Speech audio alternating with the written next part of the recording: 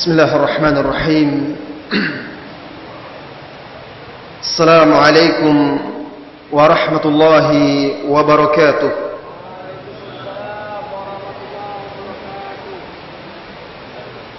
إن الحمد لله نحمده ونستعينه ونستغفره ونعوذ بالله من شرور أنفسنا وسيئات أعمالنا من يهده الله فلا مضل له ومن يضلل فلا هادي له أشهد أن لا إله إلا الله وحده لا شريك له وأشهد أن محمدا عبده ورسوله صلى الله عليه وعلى آله وأصحابه ومن سار على نهجه وتمسك بسنته إلى يوم الدين وسلم تسليما كثيرا يا أيها الذين آمنوا اتقوا الله حق تقاته ولا تموتن إلا وأنتم مسلمون يا أيها الناس اتقوا ربكم الذي خلقكم من نفس واحدة وخلق منها زوجها وبث منهما رجالا كثيرا ونساء فاتقوا الله الذي تساءلون به والأرحام إن الله كان عليكم رقيبا يا أيها الذين آمنوا اتقوا الله وقولوا قولا سديدا يصلح لكم أعمالكم ويغفر لكم ذنوبكم ومن يطع الله ورسوله فقد فاز فوزا عظيما أما بعد saudara-saudari rekan mahasiswa yang semoga senantiasa dirahmati dan diberkahi oleh Allah Tabaraka wa Ta'ala. Sungguh ini adalah kesempatan yang mudah-mudahan senantiasa diberkahi oleh Allah Tabaraka wa Ta'ala. Berkumpul, duduk bersama anda, wahai saudara-saudariku, para pemuda-pemudi Islam, duduk bersama di taman surga dunia. Ini adalah sebuah kegembiraan dan kebanggaan bagi saya. Mudah-mudahan bisa mempererat ukhuwah Islamiyah dan mempersatukan kita di atas jalan dakwah untuk membangun umat ini dan juga bangsa Indonesia ini. Saudara-saudari kaum muslimin dan muslimat, tidak lupa selawat dan salam jangan lupa senantiasa ucapkan untuk suri tauladan kita sepanjang masa. Cahaya petunjuknya tidak pernah pudar, keteladanannya tidak pernah sirna hingga akhir zaman. Beliaulah suri tauladan kita terbaik yang telah menunaikan amanah, menyampaikan risalah, menasihati umat dan berjuang, berjihad di jalan Allah Tabaraka wa Ta'ala dengan jihad yang sesungguhnya. Semoga selawat dan salam senantiasa tercurah untuk beliau hingga akhir zaman. Saudara-saudari yang semoga senantiasa dirahmati dan diberkahi oleh Allah Tabaraka wa Ta'ala. Tema pertemuan kita petang hari ini sebagaimana yang diminta oleh panitia tentang keilmiahan Islam.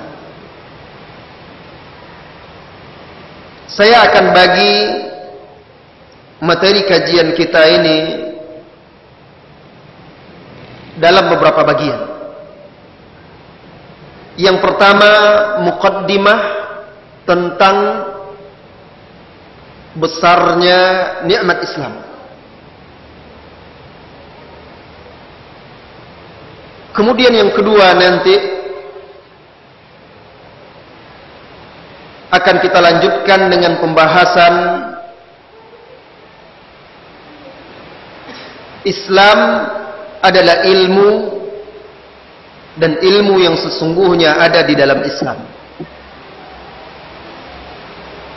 Yang ketiga, apa kata mereka tentang Islam? Dan yang terakhir nanti kita akan adakan tanya jawab. Saudara-saudari kaum muslimin dan muslimat yang semoga senantiasa dirahmati dan diberkahi oleh Allah Tabaraka wa Ta'ala.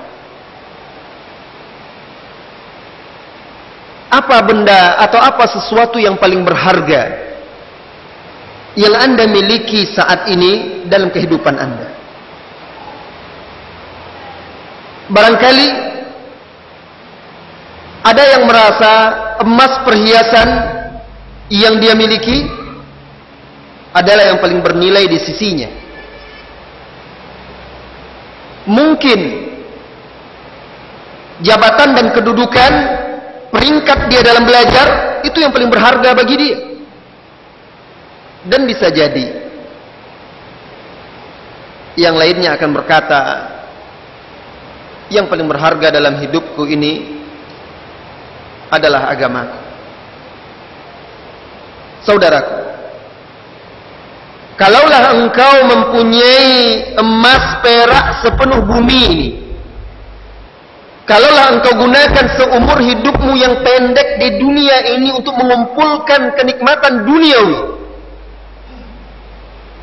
lalu engkau bandingkan dengan nikmat Islam yang telah Allah berikan kepadamu, maka itu tidak akan berarti apa-apa sama sekali. Kalaulah bukan karena Islam, maka tidak akan ada dunia ini. Kalaulah bukan karena Islam, Allah tidak akan ciptakan langit dan bumi. Kok bisa seperti itu? Bukankah Allah Tabaraka wa Ta'ala sendiri yang mengajarkan kepada kita tujuan penciptaan kita ini? Saya, Anda bukan diciptakan untuk hidup selama-lamanya di dunia ini, tidak. Betapapun panjangnya hidup di dunia, betapapun pasti akan berakhir, betapapun indahnya dunia ini pasti akan layu, pudar.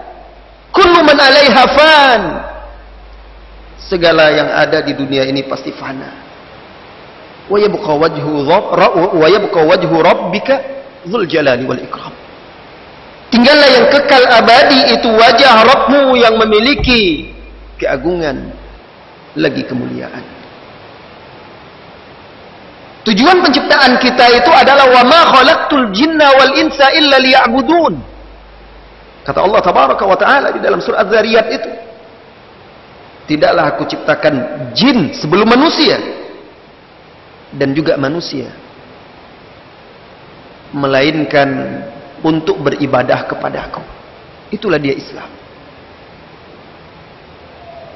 Tidak tegak langit dan bumi ini, tidak diturunkan kitab-kitab, tidak diutus para rasul, bahkan tidak diunus pedang dahulunya oleh para nabi dan rasul untuk berjihad. Tidak diciptakan surga dan neraka kecuali karena tujuan itu, beribadah kepada Allah Tabaraka wa Ta'ala, yang merupakan inti dari ajaran Islam yang dibawa oleh para nabi dan rasul. Nah,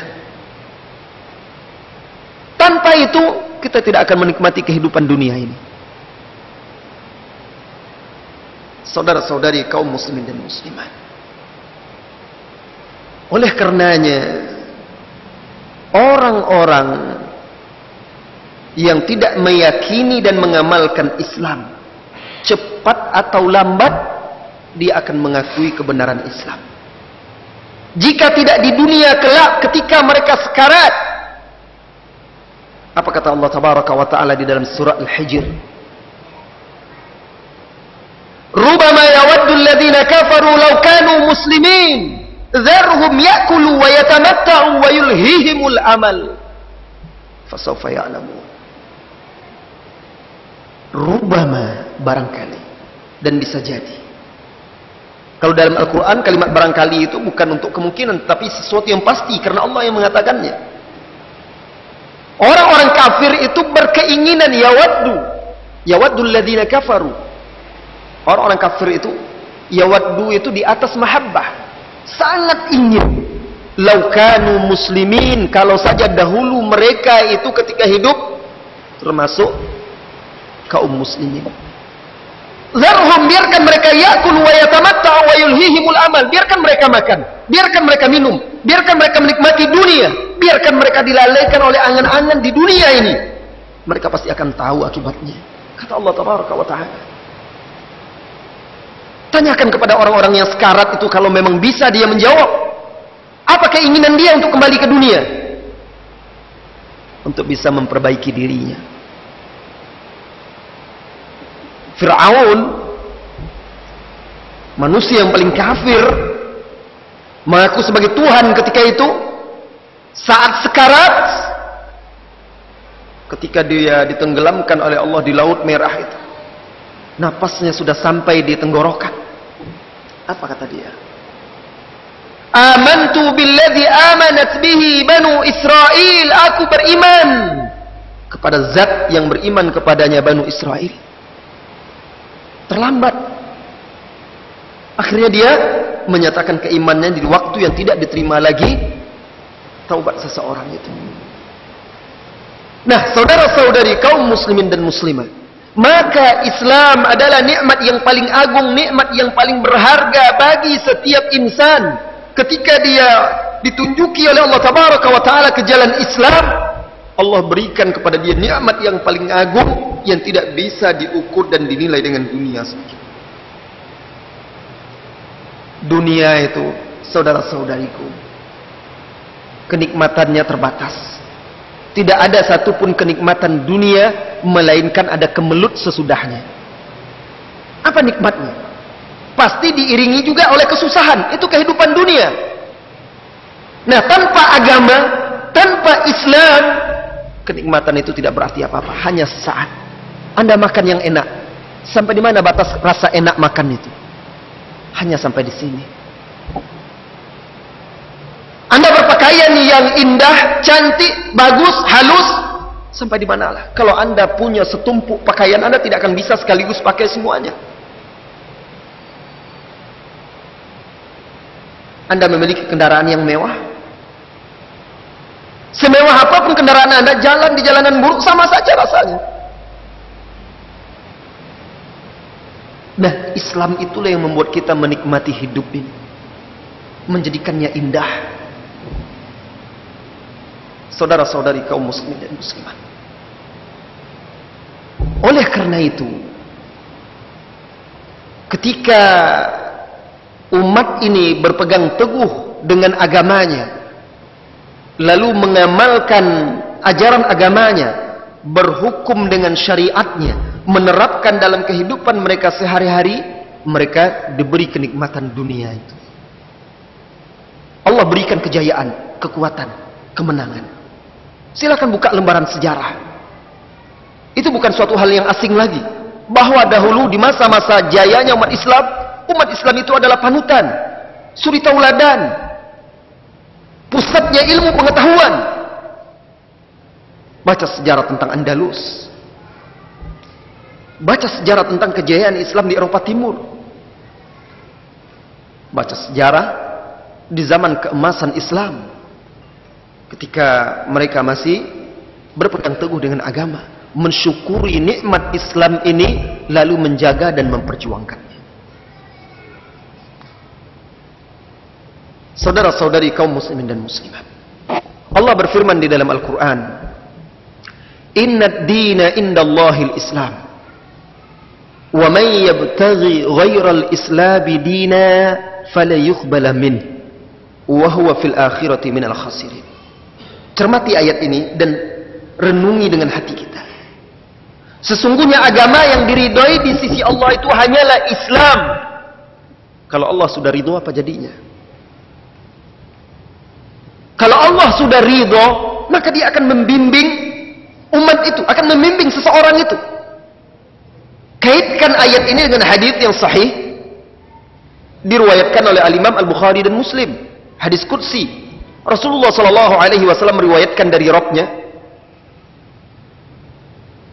Di dalam hadis tersebut Allah tabaraka wa taala berfirman, "Man 'ada li waliyan faqad adzantuhu bil harb." Barang siapa yang memusuhi wali-waliku, orang-orang yang aku cintai, maka aku umumkan peperangan melawannya. Lihat, orang-orang yang dicintai oleh Allah adalah orang-orang yang diridainya, akan dibela oleh Allah tabaraka wa taala. Siapa yang akan melawan kekuatan Allah tabaraka wa taala?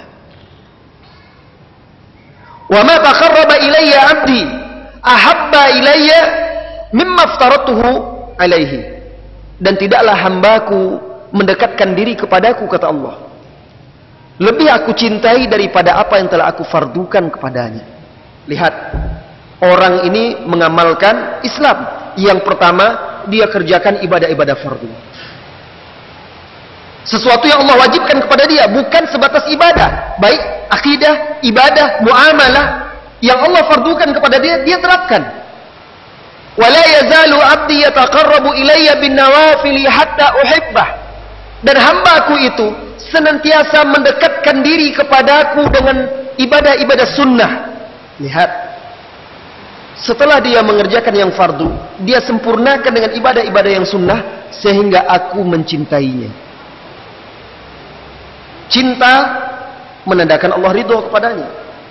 Fa idza ahbabtuhu, apabila aku mencintainya, fa ana basaruhu alladhi yubsiru bihi wa yaduhu allati yabtishu biha wa rijluhu allati tamshi biha. Kalau aku sudah mencintainya, akulah penglihatan yang dia melihat dengannya, pendengaran yang dia mendengar dengannya, tangan yang dia berbuat dengannya, kaki yang dia melangkah dengannya. Maksudnya, kata Ibnu Rajab Al-Hambali rahimahullahu ta'ala, orang ini kalau sudah dicintai dan diridhoi oleh Allah, Allah bimbing penglihatan, pendengaran, tindak tanduk dan perilakunya dibimbing oleh Allah kepada yang baik. Maka dia memiliki akhlak yang baik pula.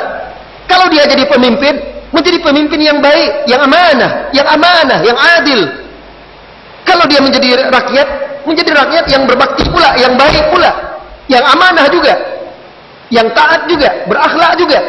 Karena sudah dibimbing oleh Allah tabaraka wa ta'ala. Kalau dia menjadi seorang pemuda, dia menjadi seorang pemuda yang tumbuh di bawah naungan ridho Allah tabaraka wa ta'ala.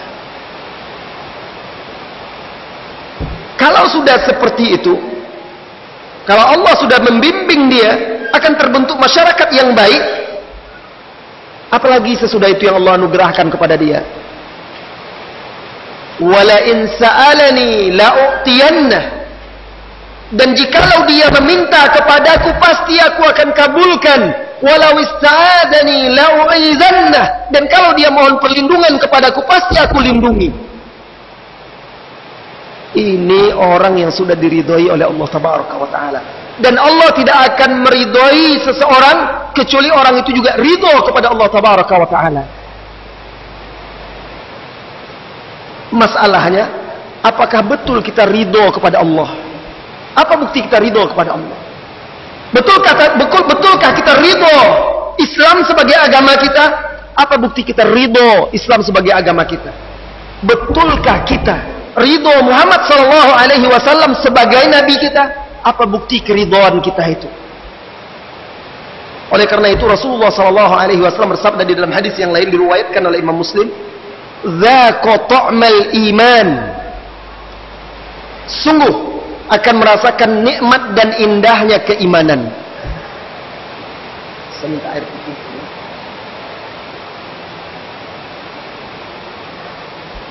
Sungguh akan merasakan indah dan nikmatnya keimanan. Dzaqa ta'mal iman man radiya billahi rabba. Barang siapa yang ridho Allah sebagai Tuhannya, wa bil islami dina, Islam sebagai agamanya, wa bi Muhammadin sallallahu alaihi wasallam nabiyya wa rasula, dan ridho Muhammad itu sebagai nabi dan rasulnya. Jelas wahai saudara. Jadi kata Allah tabaraka wa taala, "Innad dina indallahil Islam." Agama yang diterima dan diridhai di sisi Allah itu adalah Islam. "Wa may yabtaghi ghairal islami dina falan yuqbala min." Barang siapa yang mencari tuntunan ajaran selain Islam, Allah tidak akan terima. Wa huwa fil akhirati minal khasirin. Dan dia akan termasuk orang yang merugi di akhirat. Nah, wahai saudaraku para pemuda, wahai saudariku para pemuda, bersyukurlah kepada Allah, Anda terlahir sebagai seorang muslim, tumbuh besar di tengah keluarga muslim, berkembang di tengah masyarakat Islam. Syukuri nikmat tersebut, jaga nikmat tersebut, lindungi dan perjuangkan nikmat tersebut. Jangan sampai nikmat tersebut akhirnya Allah hilangkan dari diri salah seorang kita. Karena apabila nikmat Islam itu telah hilang dari seseorang, maka apapun yang dia miliki tidak akan pernah bisa menggantikan nikmat tersebut.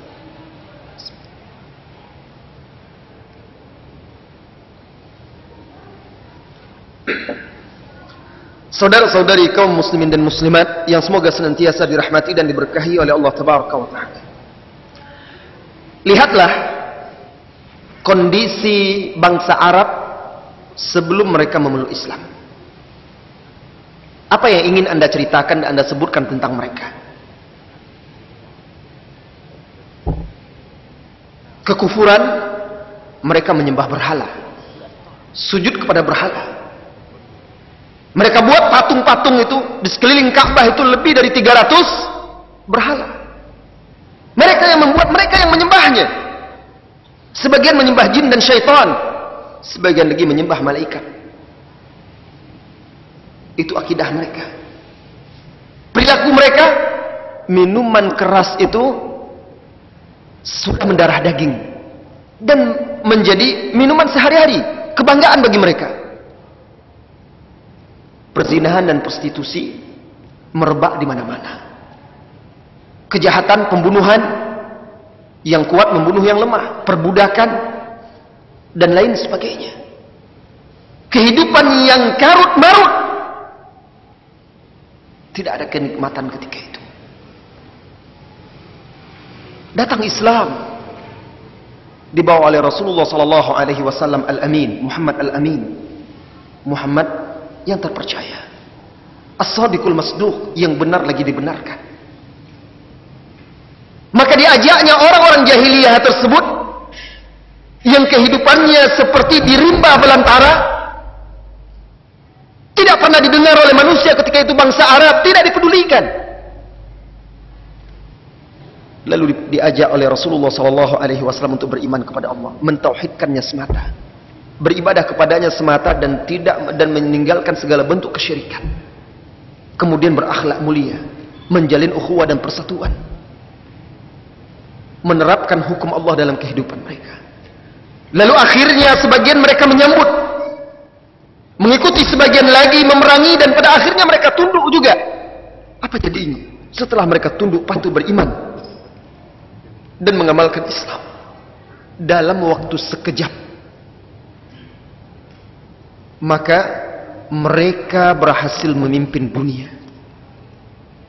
Dua kekuatan adidaya ketika itu, Romawi dan Persia, takluk semuanya.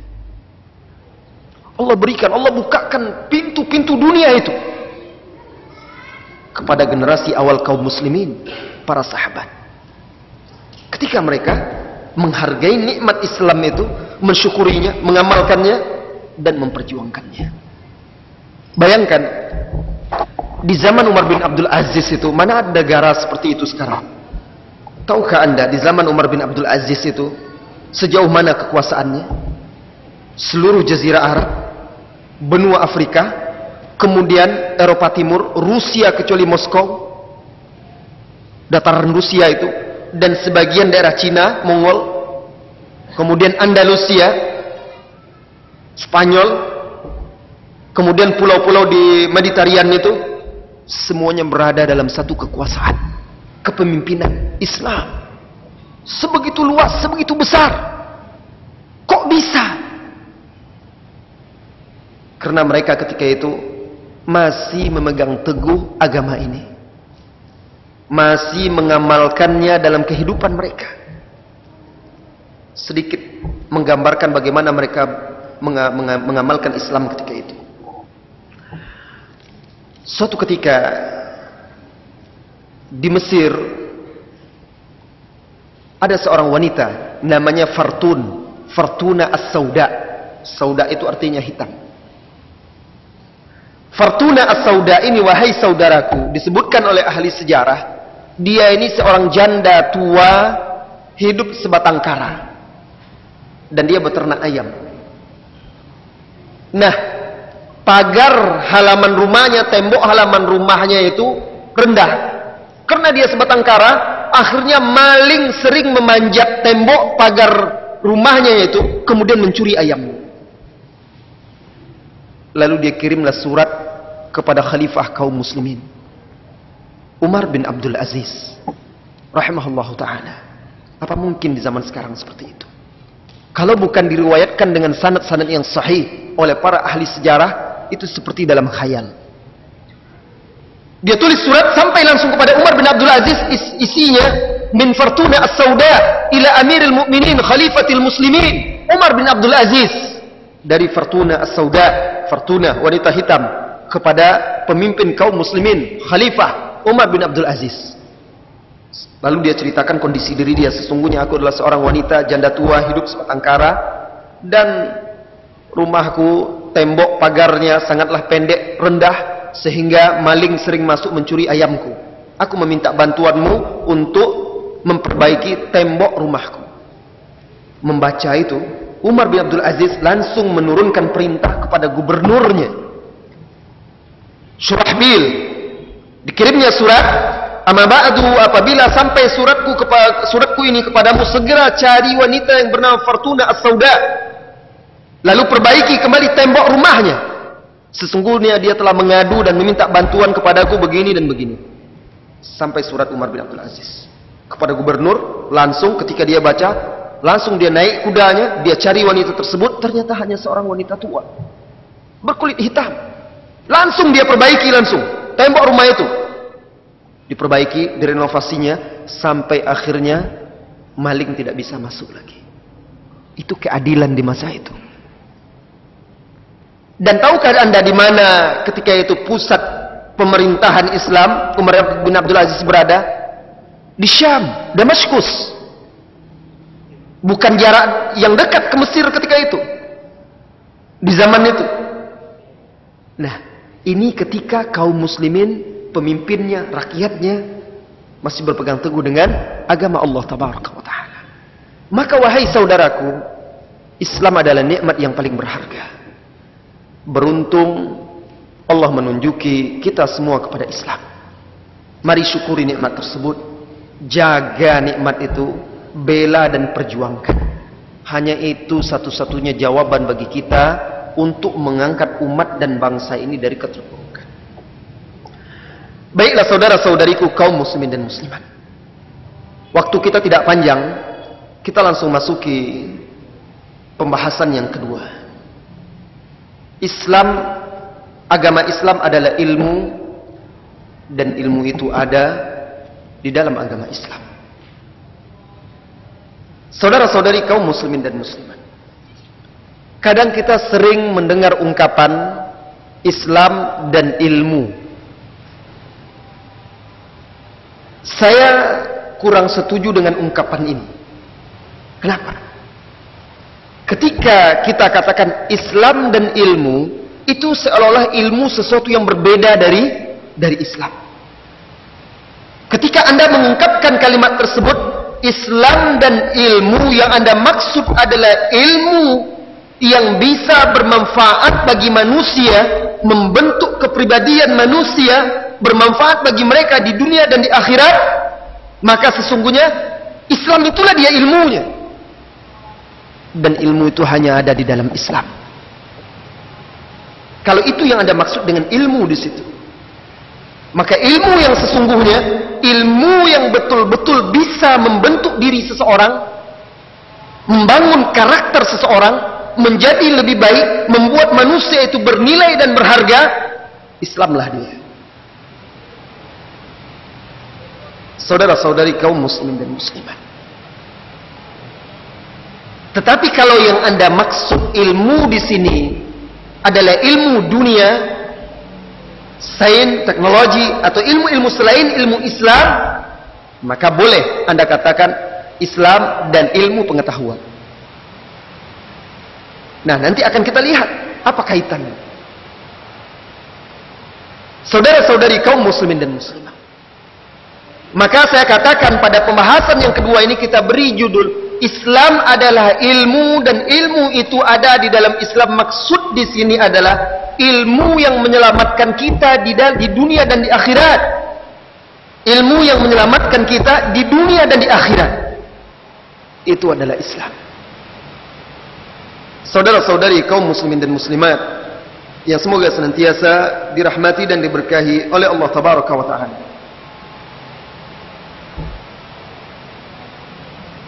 Dulu, lihatlah, sebelum kita mengaca dengan kondisi zaman sekarang, cobalah baca Al-Quran,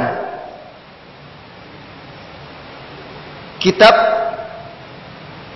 yang berasal dari Allah Tabaraka wa Ta'ala, yang isi dan berita-beritanya tidak pernah pudar, senantiasa hangat kapanpun kita gali dan kita baca.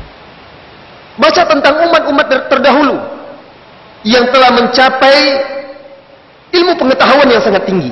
Sampai sekarang masih saja menjadi teka-teki umat manusia. Walaupun sudah canggih. Dan umat-umat sekarang, bangsa manusia sekarang mengaku telah mencapai ilmu yang sangat tinggi di bidang sains dan teknologi. Mereka tetap saja berteka-teki. Tetap saja penasaran dan takjub dengan pencapaian-pencapaian umat terdahulu. Dengan keterbatasan mereka dahulu, bagaimana mereka bisa sampai kepada puncak-puncak kemajuan. Lihatlah peninggalan umat-umat terdahulu.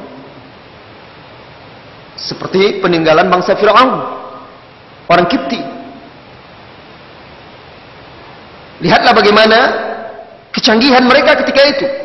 Di tengah padang pasir, jauh dari bebatuan, mereka bisa membangun piramid yang seperti itu. Memotong batu-batu yang sangat besar itu, lalu menyusunnya sedemikian rupa. Tidak perlu, kalau sekarang lihat katrol-katrol yang ada sekarang. Bagaimana dahulu mereka membangun? Bagaimana mereka menyusunnya sedemikian rupa dengan perhitungan-perhitungan yang sangat menakjubkan. Tetapi apa jadinya ketika pengetahuan tersebut tidak diiringi dengan keimanan kepada Allah Tabaraka wa Ta'ala? Suatu ketika, wahai saudara-saudari kaum muslimin dan muslimat, Umar ibn Khattab radhiyallahu anhu sedang duduk di masjid. Ini di masa beliau menjadi khalifah.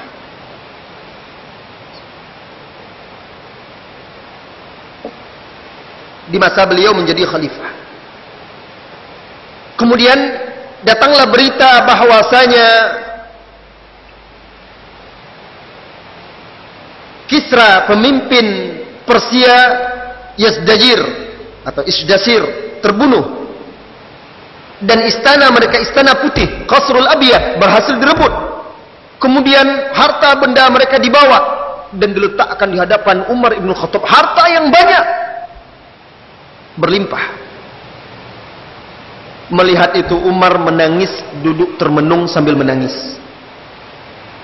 Abu Darda rahimahullahu ta'ala radhiyallahu anhu bertanya kepada Umar, "Ya Amirul Mukminin, wahai Amirul Mukminin, kenapa engkau menangis di hari di mana Allah memuliakan kaum muslimin dengan kemenangan ini atas musuh-musuhnya?" Apa kata beliau? "Sakilatka ummuh, celaka engkau. Sesungguhnya dunia ini tidak dibukakan pada suatu kaum, melainkan akan menghancurkan mereka." Umar takut, Umar sedih ketika dunia ini dibukakan, padahal mereka adalah umat terbaik yang sudah dijamin oleh Allah dan Rasul-Nya. Nah, hari ini ketika dunia ini dibukakan kepada umat di akhir zaman, di mana keimanan lemah, ilmu agama jauh, lihatlah kerusakan-kerusakan yang timbul diakibatkan oleh teknologi, sains, pengetahuan dan dunia yang dibukakan oleh Allah Tabaraka wa Ta'ala. Maka tidak diragukan lagi, wahai saudara-saudariku, ilmu yang menyelamatkan itu secara absolut di dunia dan di akhirat adalah Islam yang bersumber dari Allah, yaitu di Al-Quran, dan datangnya dari Rasulullah SAW, yaitu di dalam hadis-hadisnya yang sahih. Adapun ilmu-ilmu sains dan teknologi, dia bermanfaat dengan syarat. Ilmu-ilmu duniawi seperti yang antum-antum pelajari itu ilmu yang bermanfaat, tetapi dengan syarat. Apa syaratnya? Bermanfaat dengan syarat apabila ditujukan untuk menunjang, membantu Anda menjalankan tugas dan tanggung jawab Anda sebagai hamba Allah. Apa tugas kita sebagai hamba Allah? Apa tanggung jawab kita? Beribadah kepada Allah Tabaraka wa Ta'ala. Ketika itulah ilmu yang Anda pelajari, ilmu dunia yang Anda pelajari itu, wahai saudara-saudariku, akan berguna, bermanfaat bagi Anda, bagi masyarakat Anda di dunia dan di akhirat. Tetapi jika Anda tujukan hanya untuk dunia semata, sekedar untuk memenuhi isi perut, sekedar untuk mengejar kedudukan di dunia, menikmati dunia. Apa kata Allah di surat Al-Hijr yang saya nukilkan di awal tadi? Ketika Allah menceritakan orang-orang kafir itu nanti berangan-angan di akhir hayat mereka untuk masuk Islam, "Dzarhum ya'kulu wa yatamatta'u." Biarkan mereka makan, biarkan mereka minum, biarkan mereka dilalaikan oleh angan-angan dunia mereka. Fasawfa ya'lamun. Mereka akan tahu hakikat yang sesungguhnya nanti. Jadi ilmu itu terbagi dua, ilmu yang bermanfaat secara mutlak di dunia dan di akhirat, itu adalah Islam. Dan ilmu itu hanya ada di dalam Islam. Kemudian ilmu yang bermanfaat tetapi dengan syarat. Ini ilmu-ilmu duniawi yang bermanfaat. Saudara-saudari kaum muslimin dan muslimat, Islam adalah ilmu, dan ilmu itu adalah di dalam Islam. Islam itu adalah agama yang berlandaskan kepada ilmu. Oleh karena itulah kita katakan Islam adalah agama yang ilmiah. Maksudnya Islam itu berlandaskan ilmu dan tidak akan pernah bertentangan dengan akal sehat. Senantiasa cocok dan sesuai kapanpun dan dimanapun sepanjang masa sampai akhir zaman sebagai pedoman dan panduan hidup manusia. Apa bukti keilmiahan Islam itu? Yang pertama, wahai saudara-saudariku, Islam adalah agama ilmu pengetahuan. Oleh karena itu, ayat yang pertama turun pun tidak lepas daripada itu. Ayat yang pertama turun kepada Rasulullah SAW adalah Iqra bismi rabbikal ladzi khalaq, dan membaca adalah salah satu kunci untuk mendapatkan ilmu. Kemudian lihatlah firman Allah Tabaraka wa Ta'ala di surat lain, fa'lam annahu la ilaha illallah wastaghfir li dzambik. I'lam, apa artinya i'lam? I'lam itu ilmuilah, ketahuilah, annahu la ilaha illallah, bahwasanya Allah itu tidak ada yang berhak diibadati dengan hak melainkan Dia semata. Sebelum kita meyakini, sebelum kita beramal dan berbuat, di ayat ini Allah perintahkan kita berilmu dahulu. Oleh karena itu, wahai saudara-saudariku, Islam mengharamkan taklid buta. Islam melarang umatnya beragama tanpa tahu dari mana asal usulnya. Kenapa? Karena Islam adalah agama yang ilmiah, berlandaskan kepada ilmu. Saudara-saudari kaum muslimin dan muslimat yang semoga senantiasa dirahmati dan diberkahi oleh Allah Taala. Allah jadikan tanda kebaikan bagi seseorang itu ketika dia belajar, paham agama, bukan sekedar ikut-ikutan. Di dalam hadis yang diriwayatkan oleh Bukhari dan juga Muslim dari sahabat Muawiyah, Rasulullah SAW bersabda, "Man yuridillahu bihi khaira yufaqihu fid din." Barang siapa yang Allah menginginkan kebaikan untuk dia, Allah jadikan dia faqih. Faqih itu paham, mengerti, berilmu terhadap agama. Maka ketika ada seseorang belajar, menuntut ilmu, mengkaji ajaran Islam, itu adalah tanda-tanda kebaikan. Dan ketika di satu masyarakat tersebar kejahilan, kebodohan, orang tidak tergerak untuk mempelajari agama, hanya sekedar ikut-ikutan, taklid buta, mengekor saja, itu tanda-tanda keburukan yang akan terjadi di masyarakat tersebut. Allah Tabaraka wa Ta'ala menganugerahkan kita akal pikiran, hati. Untuk apa gunanya? Agar kita bisa belajar, bisa memahami. Silakan cari, tuliskan di indeks Al-Quran atau lain sebagainya kalimat-kalimat afala ta'qilun, afala tatafakkarun, afala tatadzakkarun. Anda akan dapatkan di mana Allah mengajak kita itu berpikir, menggunakan akal kita. Ini menunjukkan Islam adalah agama yang identik dengan ilmu. Maka saya katakan tadi, Islam itu adalah ilmu, ilmu itu ada di dalam Islam. Karena Allah, Rasulullah sallallahu alaihi wasallam mewajibkan umatnya untuk menuntut ilmu. Di dalam hadis yang diriwayatkan oleh Bukhari, Rasulullah sallallahu alaihi wasallam bersabda, "Talabul ilmi fariidatun ala kulli muslim." Menuntut ilmu itu adalah wajib bagi setiap muslim. Bahkan Rasulullah sallallahu alaihi wasallam jadikan jalan menuntut ilmu itu adalah jalan menuju surga Allah. Rasulullah bersabda sallallahu alaihi wasallam, "Man salaka tariqa yaltamisu fihi ilman, sahalallahu bihi tariqan ilal jannah." Barang siapa yang menempuh jalan untuk menuntut ilmu. Ketika saya katakan ilmu dalam pembahasan kita ini, wahai saudaraku, wahai saudariku, maka ilmu yang dimaksud di sini adalah yang bersumber dari Al-Quran dan As-Sunnah As-Sahihah. Karena kebenaran absolut itu hanya ada pada Allah Tabaraka wa Ta'ala, kebenaran yang mutlak. Adapun ilmu manusia selain dari Al-Quran dan Sunnah itu praduga, prasangka, hanya eksperimen-eksperimen, tajribah-tajribah. Tetapi yang pasti kebenarannya itu adalah yang bersumber dari Allah Tabaraka wa Ta'ala dan juga yang sahih dari Rasulullah sallallahu alaihi wasallam.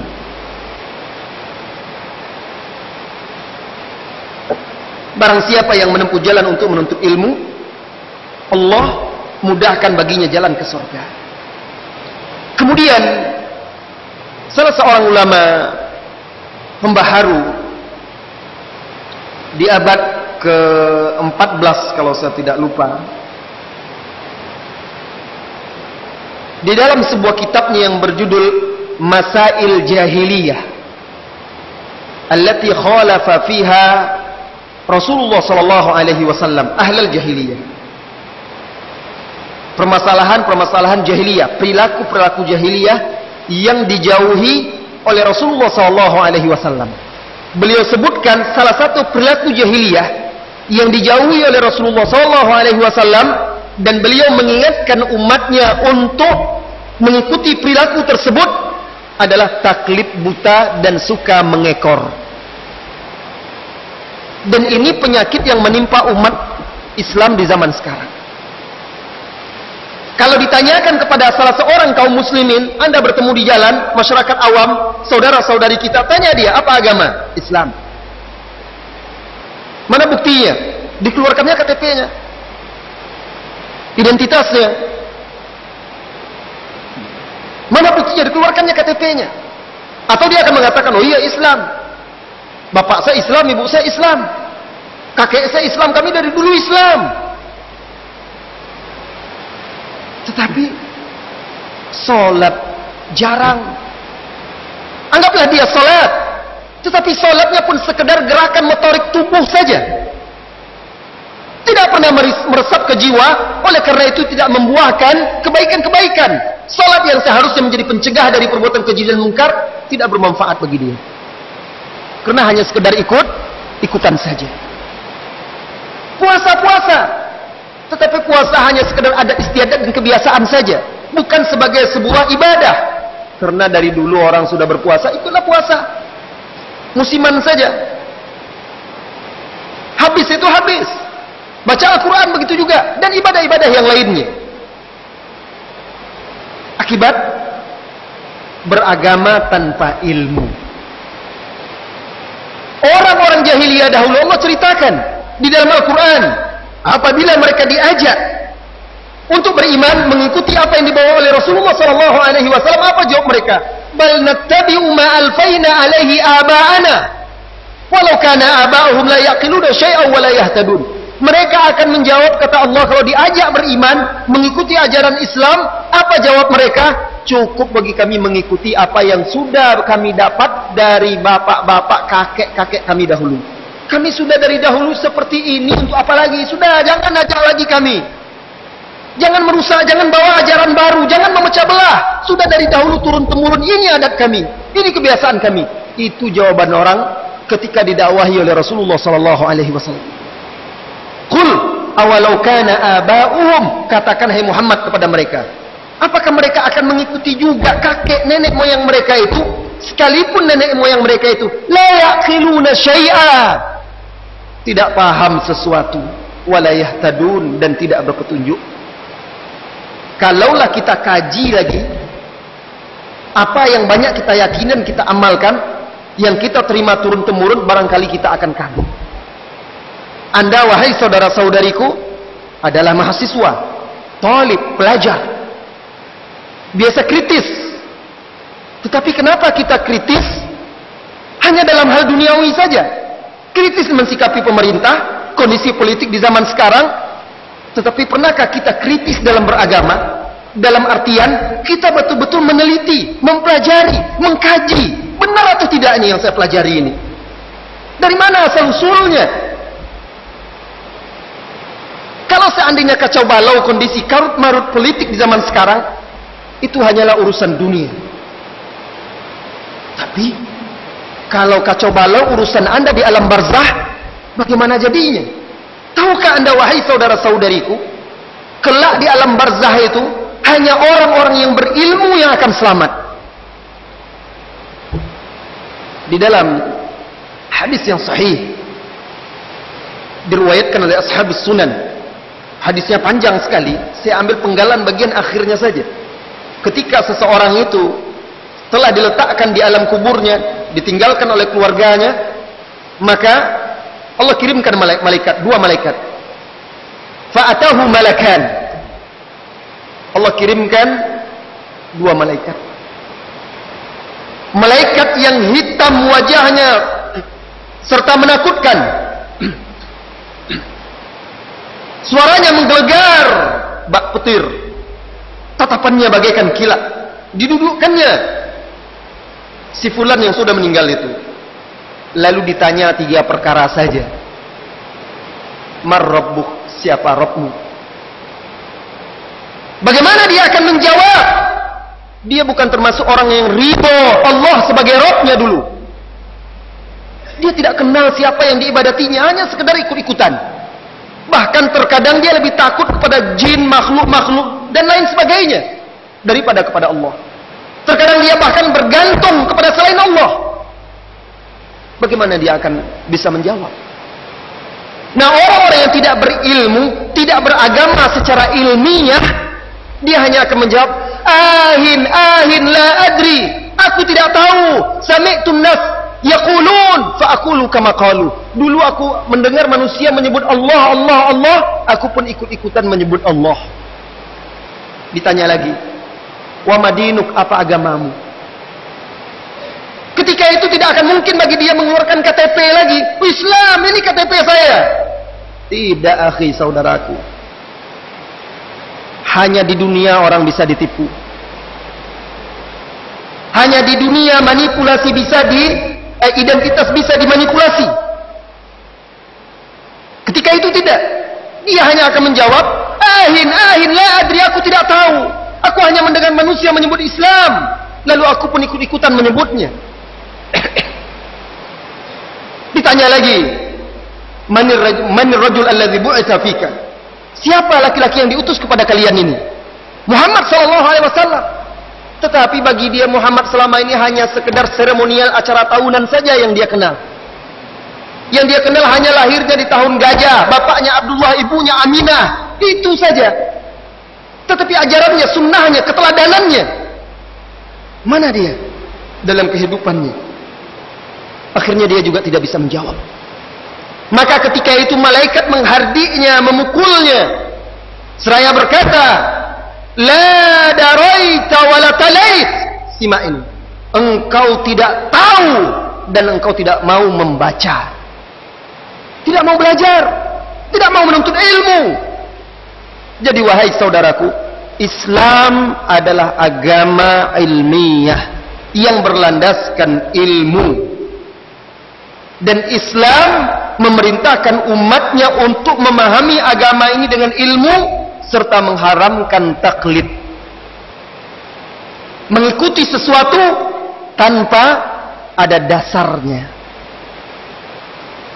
Saudara-saudari kaum muslimin dan muslimat, dalam urusan dunia saja Anda seringkali tidak mudah percaya. Misalnya Anda ingin memperbaiki kendaraan, Anda akan tanya kepada teman Anda, di mana bengkel sepeda motor yang paling bagus? Oh, di sana. Bagaimana orang di situ? Oh, dia sudah berpengalaman. Buktinya apa? Begini, begini, begitu. Anda akan selidik terus.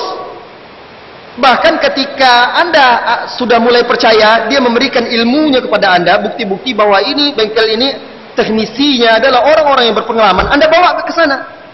Sampai di sana Anda tanya, setelah diperiksa oleh orang bengkel tersebut teknisinya, lalu dia mengatakan yang rusak adalah ini.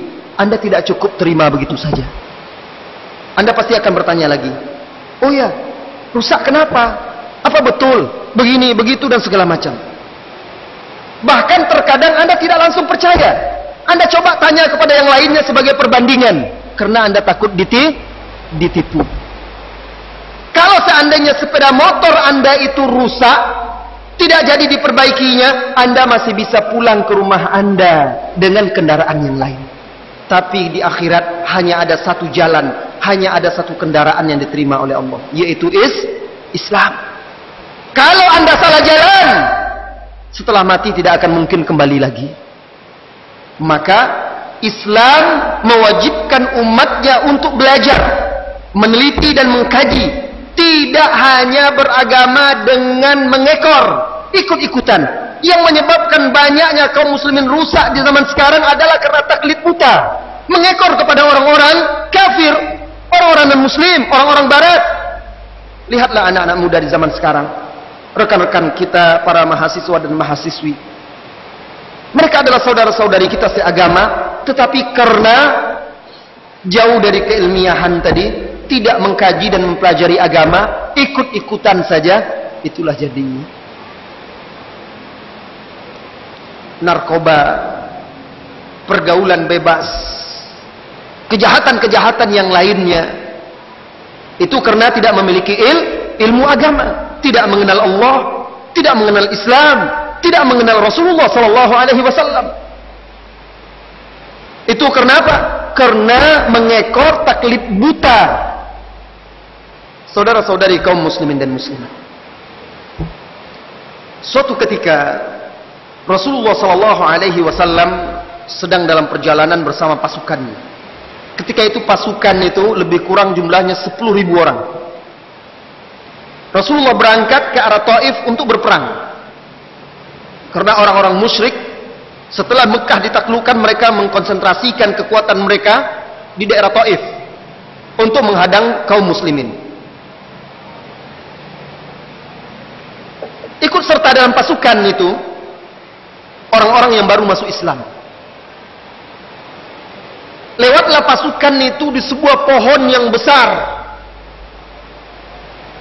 Lantas orang-orang yang baru mengenal Islam ini berkata kepada Rasulullah sallallahu alaihi wasallam, "Ya Rasulullah, ij'al lana dzata anwat kama lahum dzatu anwat." Wahai Rasulullah, buatkan kami pohon zatu anwat. Apa itu pohon zatu anwat, wahai saudara? Zatu anwat itu, dulu di masa jahiliyah, orang-orang musyrikin itu, ada pohon besar yang mereka sebut zatu anwat. Tempat menggantungkan pedang, tombak, dan senjata-senjata mereka. Dianggap keramat tempat itu. Bisa menambah kekuatan dan diharapkan memberikan kemenangan kepada mereka dalam perang. Nah, mereka lewat pohon besar. Lalu mereka berkata kepada Rasulullah sallallahu alaihi wasallam, "Ya Rasulullah, buatkan kami zatu anwat seperti mereka orang-orang musyrikin punya zatu anwat juga. Kami gantung pedang-pedang kami ini biar kuat dalam berperang." Mendengar itu, Rasulullah sallallahu alaihi wasallam langsung bertakbir mengingkari sikap permintaan mereka itu. Allahu Akbar. Kata Rasulullah sallallahu alaihi wasallam, "Laqad qultum kama qala Banu Israil li Musa." Sungguh kalian sudah mengucapkan kata-kata seperti yang diucapkan oleh Banu Israil kepada Musa. Apa ucapan Bani Israil kepada Musa? Ketika mereka selesai menyeberangi Laut Merah, selamat dari kejaran Firaun, mereka melewati satu bangsa yang menyembah sapi. Lalu Banu Israil berkata kepada Musa alaihissalam, "Ya Musa, ij'al lana aliha kama lahum aliha." Wahai Musa, buatkan kami berhala-berhala, patung-patung seperti punya mereka, agar kami sembah pula. Jadi Rasulullah menyamakan perkataan orang ini dengan perkataan pengikut Nabi Musa, Bani Israil. Kemudian Rasulullah SAW bersabda, "La tattabi'anna sunana man kana qablakum shibran bi shibrin, zira'an bi zira'in, hatta law dakhalu juhra dabbin la tabi'tumuh." Sungguh suatu saat kalian akan mengekor, mengikuti jejak-jejak orang-orang sebelum kaum muslimin, sampai kalau mereka masuk ke dalam liang dob, hewan melata di padang pasir yang membuat liang di dalam tanah, berliku-liku liangnya, kalian pun akan ikut masuk ke dalamnya. Rasulullah menggambarkan akan datang suatu masa umat ini mengekor, mengikuti umat lain, sampai sekalipun melewati tempat yang gelap dan berbahaya, mereka ikut juga. Sahabat yang penasaran bertanya, "Al-Yahud wan Nasara ya Rasulullah, apakah orang yang kau maksud yang akan diikuti oleh kaum muslimin itu Yahudi dan Nasrani?" Rasulullah menjawab, "Faman, siapa lagi kalau bukan mereka?" Jadi wahai saudara-saudariku, Islam agama yang memiliki prinsip. Islam agama yang memiliki landasan, dan landasannya itu adalah ilmu. Ilmu yang dimaksud di sini adalah ilmu yang bersumber dari Al-Quran dan juga ilmu yang bersumber dari hadis-hadis Rasulullah SAW yang sahihah. Saudara-saudari kaum muslimin dan muslimat yang semoga senantiasa dirahmati dan diberkahi oleh Allah Tabaraka wa Ta'ala. Terakhir, sebelum kita lanjutkan tanya jawab, apa kata mereka tentang Islam? Berikut ini saya nukilkan perkataan sebagian ilmuwan-ilmuwan barat. Setelah mereka mengkaji, mempelajari Islam, akhirnya mereka mengakui kebenaran Islam, bahwa Islam ini agama yang selaras dengan akal dan fitrah. Islam tidak bertentangan dengan ilmu pengetahuan, karena Islam ini memerintahkan umatnya untuk berilmu.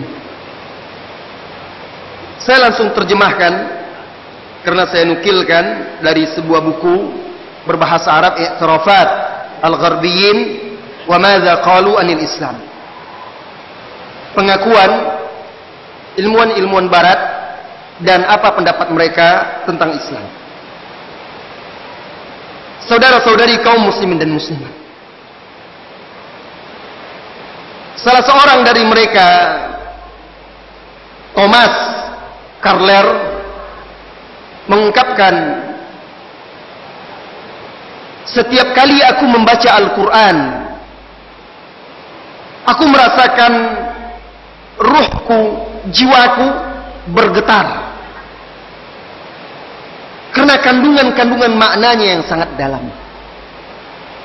Sampai hari ini, wahai saudara-saudariku, tidak ada seorang pun pujangga ternama penyair ulung dan terkemuka di dunia yang sanggup menandingi keindahan susunan bahasa Al-Quran dan juga maknanya yang sangat dalam.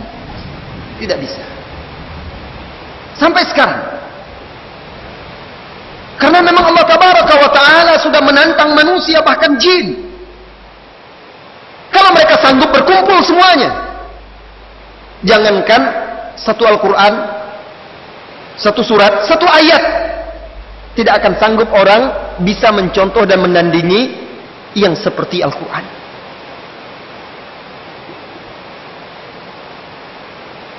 Yang lainnya, salah seorang penulis dari Amerika, Michael Hart, pernah mengungkapkan di dalam salah satu tulisannya, kata dia, Al-Quran itu adalah induk dari kitab-kitab. Al-Quran kitabul kutub. Wa inni a'taqidu hadha kama ya'taqiduhu kullu muslim. Dan aku meyakini ini sebagaimana setiap muslim meyakini ini. Tahukah Anda, sebagian dari orientalis itu, mereka mempelajari Islam itu semulanya karena kebencian, tetapi setelah mereka pelajari tumbuh kekaguman. Akhirnya mereka tunduk kepada ilmu yang telah mereka raih itu. Lihat, salah seorang parlemen Belanda, masih ingat Anda wahai saudariku yang pernah membuat video fitnah tentang Islam, yang dia cari potongan-potongan ayat, ceramah-ceramah sebagian oknum-oknum atau orang yang dinisbatkan kepada Islam, dia gabungkan untuk menggambarkan betapa jahat dan buruknya Islam. Sekarang apa yang terjadi? Kabarnya dia telah memeluk Islam. Dan tidak usah jauh-jauh, ini dari pengalaman saya ketika saya kuliah dahulu. Saya sempat satu kamar dengan seorang pemuda dari Kepulauan Seychelles. Kepulauan Seychelles itu, waktu saya kuliah dahulu, waktu kuliah di Madinah itu, waktu itu tahun 97, rentang 97 sampai 2001. Nah, dia ini mu'allaf. Dia bercerita penduduk Kepulauan Seychelles itu hanya 80.000 orang. Muslim kurang lebih 500. Di sana hanya ada satu masjid yang dibangun oleh salah seorang pangeran dari Arab. Tidak boleh azan dikumandangkan di situ. Jadi hening, tidak ada terdengar apa-apa. Boleh dibangun masjid, tapi tidak boleh ada azan terdengar sampai keluar. Tahukah Anda kehidupan di sana?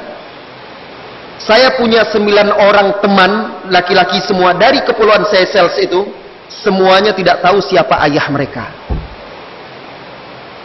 Mereka sudah mu'allaf masuk Islam. Tahu Anda kenapa tidak tahu ayahnya? Karena di sana tidak ada orang yang namanya nikah. Di sana pergaulan bebas, seperti dalam rimba saja. Bahkan hewan barangkali tidak akan mau seekor singa laki jantan menjadi raja, dia tidak akan rela kalau ada pejantan lain yang ada dalam kekuasaannya. Maka di situ berkumpul singa-singa betina yang lainnya, hanya dia satu-satu yang berkuasa di situ. Kalau ada, dia akan bertarung sampai mati. Tapi di situ, wahai saudaraku, kehidupan bebas. Pria, wanita, pergaulan, maksiat semuanya, penyakit pun banyak, narkoba apalagi. 9 orang teman saya dari sana ketika itu tidak ada yang tahu siapa ayahnya. Alhamdulillah mereka mendapat hidayah dan masuk Islam. Kemudian dia bercerita, salah satunya ini bercerita bagaimana kisah keislaman dia. Ketika dia SMA, salah seorang guru sejarahnya sering bercerita tentang keburukan Islam dan keburukan Nabi Muhammad SAW. Selalu, kalau sudah sejarah itu berkaitan dengan Islam, dia ceritakan yang buruk, yang jelek saja. Dan dia ingatkan, hati-hati kalian. dengan orang-orang yang seperti itu.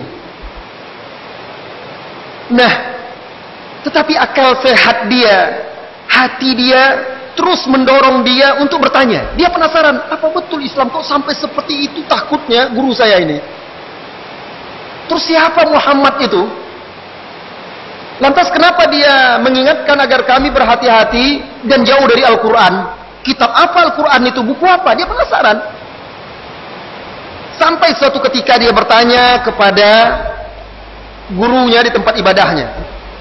Dia bertanya kepada guru agamanya di gerejanya. Dia tanya, apakah Anda punya Al-Quran? Saya mau pinjam. Kaget. Langsung diingatkan supaya dia berhati-hati terhadap kitab tersebut. Saking penasaran dia terus mencari tahu. Dia pengen tahu saja, bukan pengen memeluk Islam ketika itu. Ingin tahu apa sebenarnya Islam itu. Kok sampai seperti itu dibenci? Sampai suatu ketika dia melihat teman main dia sudah berubah. Teman mainnya ini pulang dari Afrika, karena Celsius itu kan di bawah Afrika itu, di kepulauan gitu ya, di ujung itu, atau dekat Maldives atau apa gitu, dekat situlah. Bahasa di sana bahasa Prancis yang mereka pakai, karena bekas jajahan dan tempat membuang budak-budak dahulu di sana. Dilihatnya kawannya itu sudah pakai kopiah putih. Heran dia. Dia tanya, kamu, agama kamu apa sekarang? Seperti orang itu ya, Islam itu ya? Dia jawab, iya. Loh, kenapa? Dia ceritakan. Akhirnya dia bertanya, kamu punya Al-Quran tidak? Saya pengen baca, pengen tahu. Akhirnya diberikan Al-Quran yang sudah ada terjemahannya dalam bahasa Prancis. Dia bawa pulang dan dia baca. Setiap ayat demi ayat yang dia ikuti semakin membuat dia penasaran. Kok tidak dia temukan segala keburukan-keburukan yang selama ini diceritakan oleh gurunya? Semuanya masuk akal, bisa diterima oleh akal. Sampai dia terbaca ayat, "Lau kana fihi ma aliha la fasadata." Kalaulah di langit dan di bumi itu banyak Tuhan-Tuhan, maka niscaya akan hancur langit dan bumi itu. Lalu kalimat tersebut dijadikannya kata kunci dan dia cari di internet. Dia cari di internet. Disitulah dia dapatkan penjelasan-penjelasan tentang ketuhanan, konsep ketuhanan di dalam Islam. Sampai akhirnya dia yakin Islam itu agama yang memang sesuai dengan akal sehat dan fitrah manusia. Cobalah bayangkan di Indonesia ini sekarang sudah ada satu presiden. Kalau seandainya muncul seseorang mengaku jadi presiden juga, bagaimana? Apa yang terjadi? Pasti salah satunya akan berusaha menaklukkan yang lainnya. Dia tidak ingin ada yang menyamainya. Hanya ada satu presiden. Itu manusia, makhluk. Tidak mau ada yang menandinginya. Allah yang maha perkasa, Allah yang maha kuasa, yang menciptakan alam semesta ini. Maka tidak akan ada yang menandinginya, dan tidak akan mungkin logika bisa menerima alam semesta yang teratur ini dari dahulu sampai sekarang berjalan begitu teratur, penuh dengan keajaiban yang menakjubkan. Itu tidak akan mungkin bisa berjalan kecuali Tuhannya hanya satu. Kalau seandainya lebih, pasti akan hancur. Terjadi peperangan satu dengan yang lainnya. Seperti cerita-cerita musyrikin yang memiliki banyak dewa-dewa. Ada dewa kebaikan, ada dewa kerusakan, ada dewa perang dan segala macam. Dewa sama dewa yang mereka sembah saling berperang di dalam Islam kita. Nah, akhirnya dia menerima keilmiahan Islam itu setelah dia kaji dan pelajari. Alhamdulillah, akhirnya dia masuk Islam. Menikah, punya anak, dan hijrah ketika itu ke tempat kami kuliah. Jadi saudara-saudariku, pengakuan-pengakuan orang-orang barat, orang-orang kafir itu, orientalis-orientalis itu, setelah mereka mengkaji, sehingga akhirnya pengakuan itu akan menjadi kuat. Sementara umat Islam mengakui, bersaksi, asyhadu an la ilaha illallah wa asyhadu anna Muhammadar Rasulullah, tetapi tidak dilandaskan ilmu, bukan bersumber dari pengkajian, pembelajaran, akhirnya tidak kokoh. Terkadang mudah dibuat ragu-ragu oleh orang. Datang pemahaman yang aneh-aneh, ragu. Datang ini ragu. Kenapa? Tidak memiliki ilmu. Anda berusaha rajin belajar di kuliah Anda, di bangku kuliah, mengkaji, mempelajari untuk apa? Mencapai nilai yang terbaik agar bisa menjadi bekal, mencari kerja dan lain sebagainya. Tidakkah Anda ingin memiliki bekal yang cukup untuk keselamatan Anda di dunia dan di akhirat? Maka sekalipun wahai saudaraku mahasiswa, Anda kuliah di bidang umum bukan berarti Anda belajar agama sekedarnya saja. Anda wajib paham akidah. Anda wajib mengenal Allah. Anda wajib mengenal Rasulullah sallallahu alaihi wasallam. Anda wajib mengenal hakikat Islam itu. Agar Anda menjadi ilmuwan-ilmuwan yang beragama dengan baik dan benar.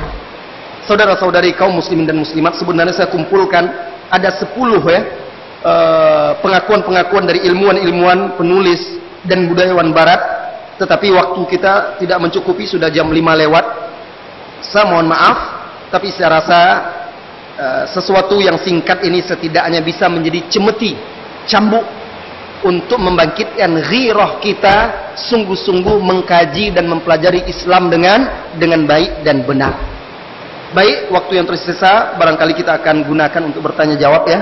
Mungkin silakan diarahkan oleh saudara kita pembawa acara. Allahu a'lam bissawab.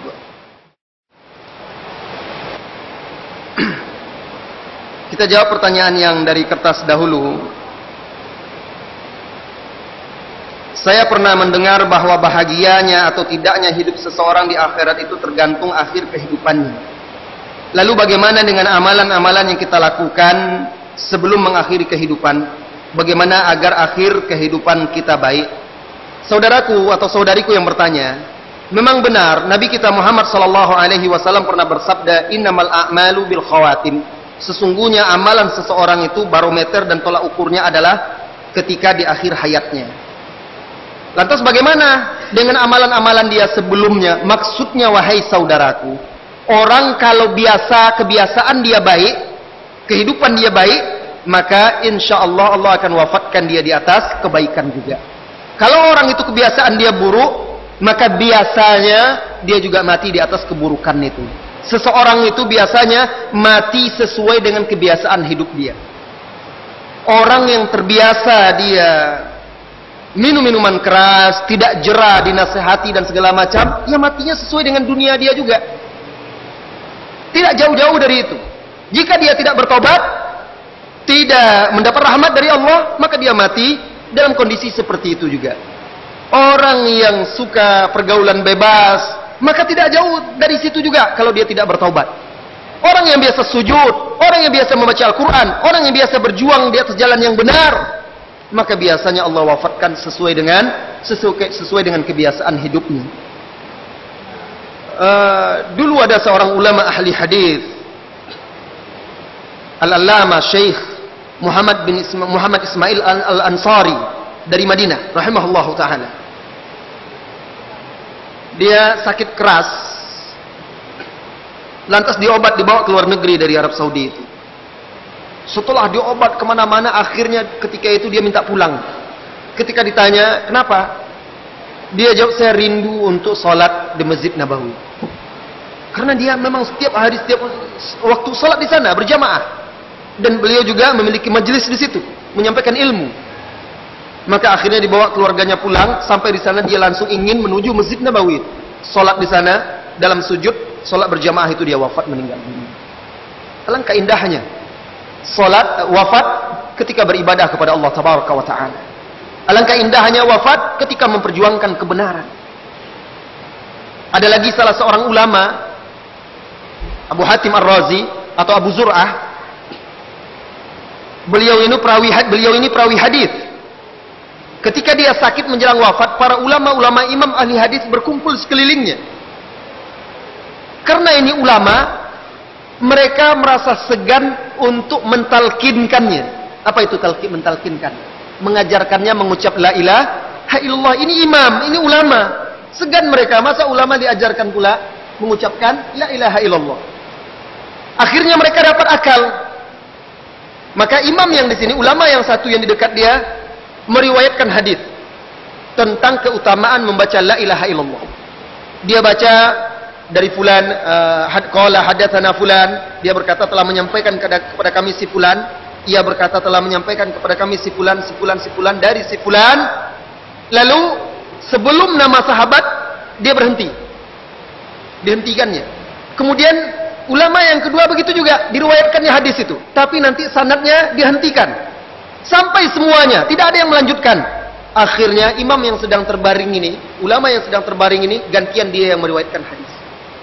Diriwayatkannya hadis itu dan dia tuntaskan sampai Rasulullah sallallahu alaihi wasallam. Dia akhirnya berkata, qala Rasulullah sallallahu alaihi wasallam, "Man kana akhiru kalamihi la ilaha illallah dakhalal jannah." Barang siapa yang akhir ucapannya la ilaha illallah dakhalal jannah, masuk surga. Langsung dia menghembuskan nafasnya yang terakhir.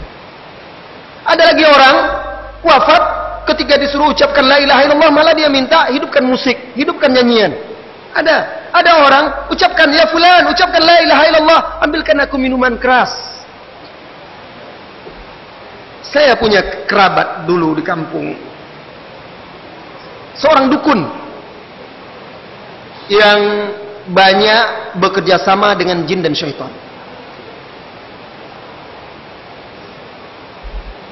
Ketika dia sekarat, dia sakit keras.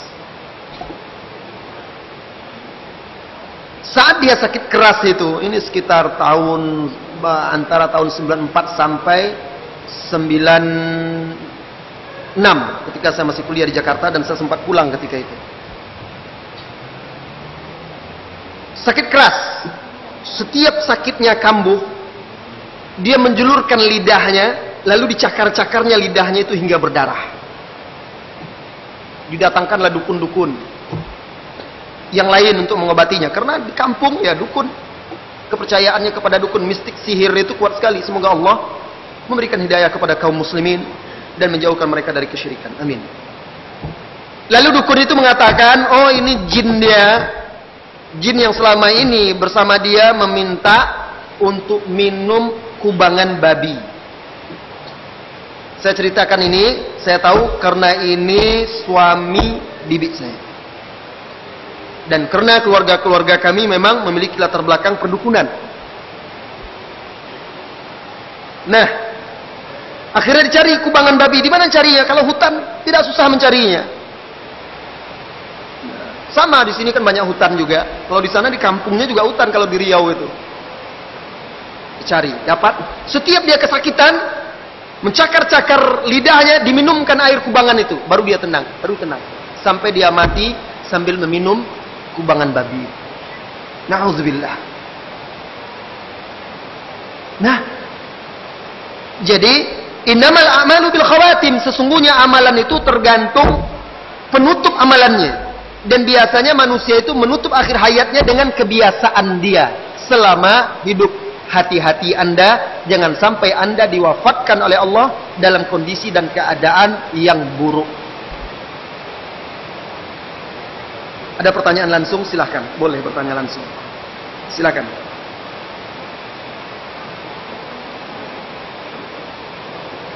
Iya.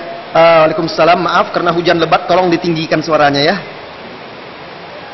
Diangkat suaranya. Tidak sampai kabelnya. Silakan, silakan. Tidak apa-apa. Saya dengar insya Allah.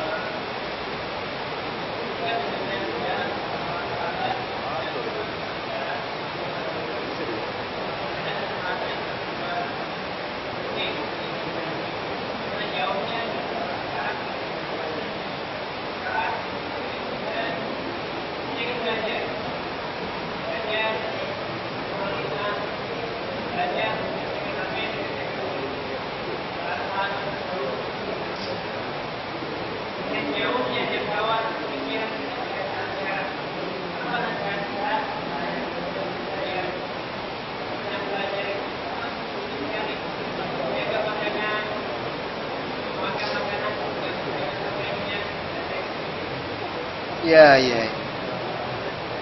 Pertanyaan dari salah seorang saudara kita, Ustadz, kalau kita membaca sejarah para sahabat, ulama-ulama besar zaman dahulu seolah seperti dalam dunia dongeng dan imajinasi karena jauhnya masa kita dengan mereka dan karena kondisi manusia di zaman sekarang. Nah, apa nasihat Ustadz bagi kami para pemuda-pemuda yang sedang menuntut ilmu ini, yang sulit menahan pandangan mata, menjaga makanan, apalagi jangan makan sampai kenyang dan segala macamnya? Saudaraku, tadi sudah saya katakan, kalaulah riwayat-riwayat kisah-kisah sahabat dan ulama-ulama dahulu itu bukan berasal dari jalur periwayatan yang sahih, valid, ya, yang valid, barangkali kita tidak akan percaya. Tapi karena itu diriwayatkan dan diteliti secara valid, makanya kita bisa percaya. Dan itu tidak mustahil, karena di zaman sekarang kami menyaksikan, karena kami bertemu dengan ulama-ulama di Timur Tengah sana, kami menyaksikan sisa-sisa dari warisan ulama-ulama terdahulu itu masih ada pada ulama-ulama di sana. Kami lihat langsung, dan Anda bisa baca biografi-biografinya. Karena kami bertemu langsung seperti Syekh bin Baz rahimahullahu taala yang sudah wafat, dan alhamdulillah saya sempat bertemu dan duduk di majelis dia dahulu.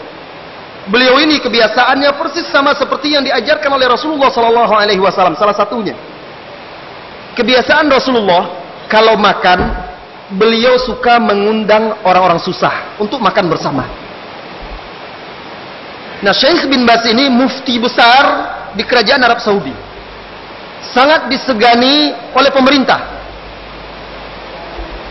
Jadi suatu ketika para pejabat datang ke rumahnya, dan pas waktu makan dihidangkanlah makan. Karena kebiasaan orang sana dalam menjamu tamu itu luar biasa.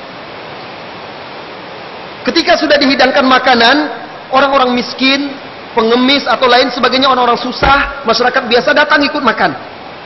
Ada yang berbisik kepada syekh, para pengawal-pengawal itu, syekh, ini kan pejabat-pejabat, rasanya tidak cocok kalau digabung makan dengan masyarakat seperti ini. Apa kata syekh? Tidak. Mereka tidak pernah tahu betapa nikmatnya makanan dengan fakir miskin dan orang-orang susah ini. Dan beliau tidak mau memisahkannya. Terus, kalau mau makan silakan, tidak. Ini akhlak yang luar biasa, yang barangkali tidak akan kita temukan atau sulit kita menemukannya. Suatu ketika, kebiasaan syekh ini, dulu beliau ketika menjadi rektor di Universitas Islam Madinah, tempat kami kuliah dulu, walaupun ketika kami kuliah beliau tidak rektor di sana lagi. Beliau itu setiap tahun setiap bulan itu sering minus gajinya. Kenapa? Karena beliau suka bersedekah membantu mahasiswa-mahasiswa yang susah dan sulit. Suatu ketika datang orang, beliau tidak kenal, minta bantuan. Syekh, saya dalam keadaan susah, butuh bantuan, tolong beri saya bantuan. Lalu Syekh beri rekomendasi, secari kertas, beri orang ini bantuan dari kota amal, kota infak sosial, 6.000 real. Kalau di Arab, bahasa Arab, kalau nol itu kan cuma titik, ya. 6.000 orang itu ditambahnya satu lagi titik menjadi 60.000 real. Bayangkan, 6.000 jadi 60.000, kan banyak itu. Kalikanlah kalau sekarang 2.500, kan lumayan itu. Sampai pergi orang ini membawa kertas yang sudah ditambahnya titik tadi kepada murid syekh yang bertugas untuk menjaga dan mengelola Sundukul Bir, kota infak sosial itu. Dia kaget, dia tidak percaya ini. Masa iya syekh memberi 60.000? Dia ragu. Akhirnya dia telepon syekh. Syekh, apa benar Anda memberi orang ini bantuan 60.000? Oh tidak, kata syekh. Saya memberi dia 6.000. Lalu orang ini berkata, muridnya ini, tapi orang ini sudah menambahkan satu titik 60.000. Bagaimana ini? Apa jawab syekh?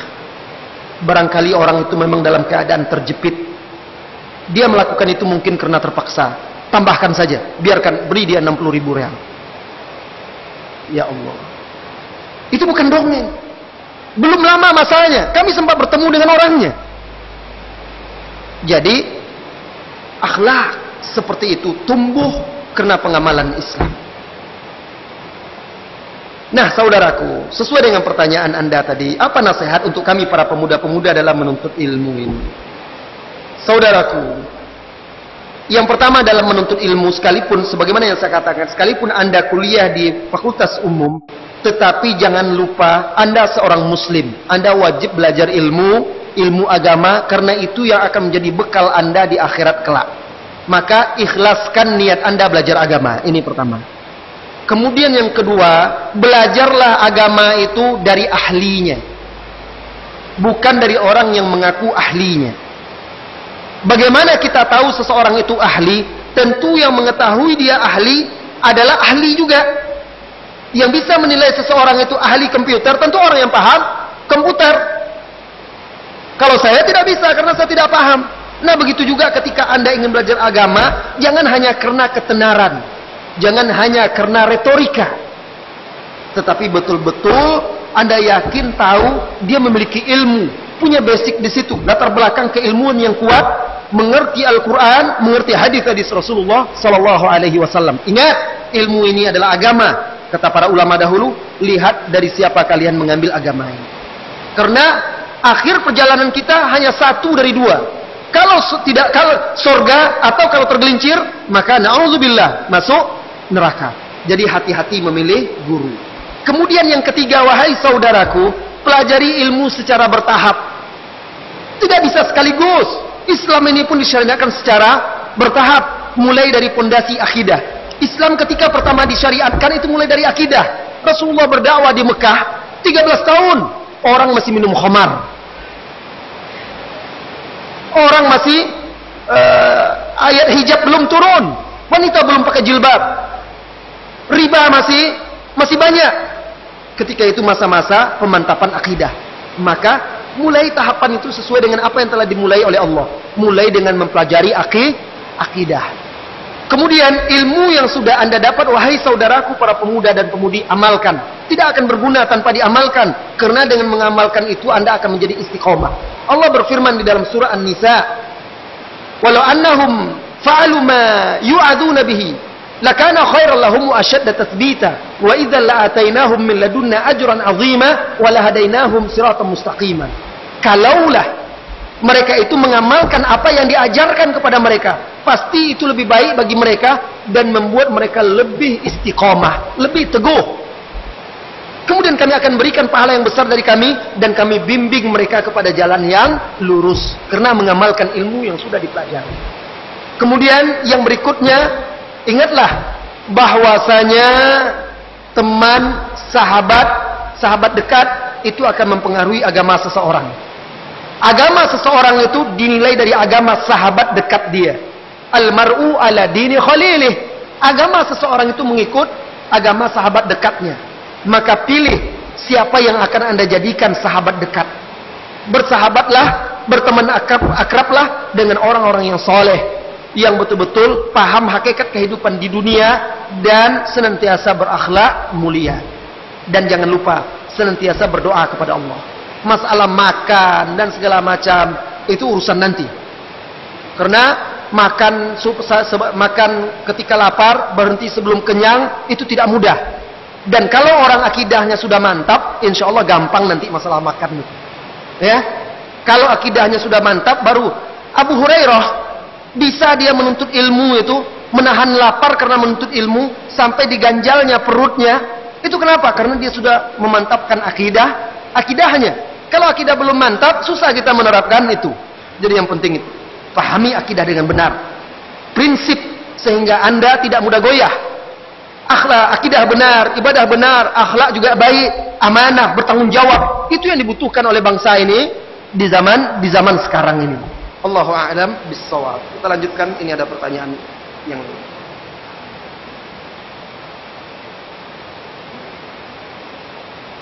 Ustaz, selain lemahnya ilmu, adakah hal lain yang menyebabkan terjadinya taklid buta mengekor pada seorang muslim?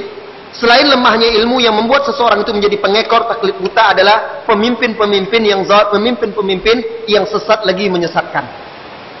Pemimpin-pemimpin, tokoh-tokoh yang sesat lagi menyesatkan. Ingat, di dalam hadis yang sahih diriwayatkan oleh Bukhari, Rasulullah sallallahu alaihi wasallam bersabda, "Innallaha la yantazi'u al-ilma minan nasi intiza'an." Allah tidak mencabut, mengangkat ilmu ini dari manusia begitu saja. Walakin yantazi'uhu biqabdil ulama. Tetapi Allah mengangkat ilmu yang benar ini dari manusia dengan mewafatkan para ulama. Hatta idza lam yubqi aliman. Sehingga ketika tidak Allah sisakan lagi seorang yang berilmu, ittakhadzan nasu ru'usan juhala. Mulailah manusia mengambil pemimpin-pemimpin, panutan-panutan, tokoh-tokoh yang jahil. Rasulullah mengatakan jahil. Sekalipun dia pakai topi haji, sekalipun dia pakai serban, sekalipun dia berjenggot, sekalipun memutar-mutar tasbih, bukan itu tolak ukur dan barometer seseorang. Tolak ukur dan barometer seseorang itu adalah ilmu, keikhlasan dia, komitmen dia terhadap ilmu yang sudah dia pelajari, komitmen dalam beramal, komitmen dalam memperjuangkan dan mendakwahkannya. Nah, fasu'ilu, lalu tokoh, panutan, pemimpin yang dianggap ahli ilmu ini padahal tidak berilmu ditanya oleh manusia. Fa'aftau bi ghairi ilm, lalu mereka menjawab tanpa ilmu, berfatwa tanpa ilmu. Fadallu wa adallu, sehingga mereka sesat dan menyesatkan manusia. Kita di zaman di mana manusia sering terperangah, takjub dan merasa wah hanya dengan melihat penampilan, ketenaran. Tidak, kebenaran, tolak ukur di dalam Islam kebenaran itu tidak dinilai dari situ. Allah Subhanahu wa taala berfirman di surah Al-An'am di halaman pertama dari juz 8, wa in tuti aktsaru man fil ardi yudilluka an sabilillah. Jika engkau mengikuti mayoritas manusia di muka bumi, niscaya mereka akan menyimpangkanmu dari jalan Allah tabaraka wa taala. Hidup, wahai saudaraku, harus punya prinsip. Hidup tanpa prinsip seperti enceng gondok. Banyak di permukaan air, tetapi dia ikut kemana arus air pergi. Tidak mengakar, akar ada, tetapi tidak menghujam dan tidak menyentuh bumi. Jangan seperti itu. Tetapi hiduplah dengan prinsip yang kokoh dan kuat. Kemanapun angin bertiup, kalaupun dia sempat oleng, tetapi akarnya ini tidak tercerabut dari dasarnya. Sehingga habis arus itu, angin selesai, dia akan kembali lagi tetap ke asalnya. Tidak pernah meninggalkan asalnya itu. Nah, Allahu a'lam bissawab. Ada lagi yang bertanya? Sampai jam berapa? Satu pertanyaan lagi ya. Nah, silakan kalau ada yang mau bertanya. Naam ya akhi, wahai saudaraku. Waalaikumsalam warahmatullahi wabarakatuh. Naam.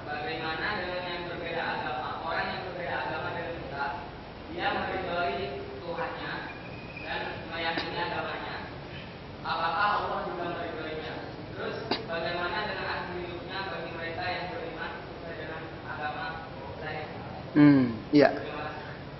Pertanyaan yang bagus. Kalau yang saudaraku yang Anda maksud itu mereka yang mengikuti nabi-nabi sebelum Nabi Muhammad, maka mereka insya Allah masuk surga. Misalnya yang ikut Nabi Musa, beriman kepadanya, kemudian mengamalkan ajarannya, insya Allah mereka masuk surga. Bahkan pengikut Nabi Musa ini termasuk pengikut Nabi Musa termasuk penghuni surga yang sangat banyak.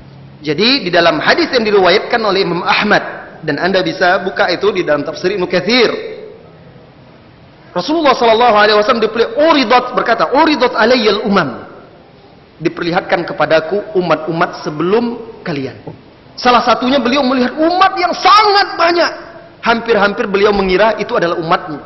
Lalu dikatakan kepadanya itu adalah umat Musa.